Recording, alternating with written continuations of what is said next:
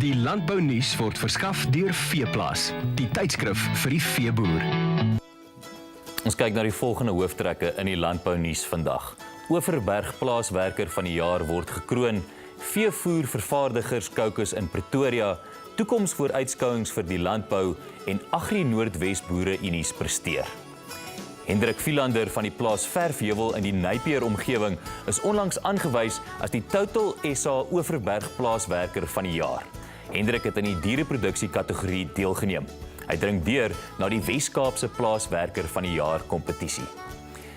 Die Vereniging van Veevoervervaardigers, oftewel AFMA, hou op 2 Oktober vanjaar sy jaarlikse simposium in Pretoria.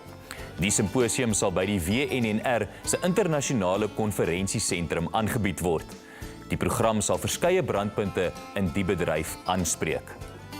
Toekomstige wêreldneigings en die posisionering van die Suid-Afrikaanse landbou. Dit is 2 van talle onderwerpe wat op 30 September tydens die 14de AMT Agri-vooruitskouingskonferensie in Pretoria bespreek sal word. Topsprekers sluit in die ekonoom Mike Schuessler as ook die politieke ontleder Daniel Silkien. Die geleentheid word ook by die WNNR gehou.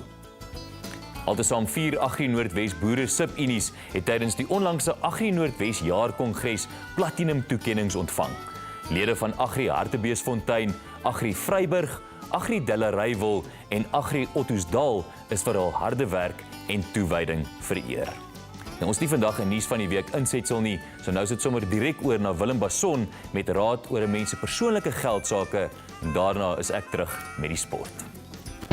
Ontbytsake landbounuus aan u gebring deur Veeplaas. Kry jou uitgawe vandag nog by jou naaste kleinhandelaar.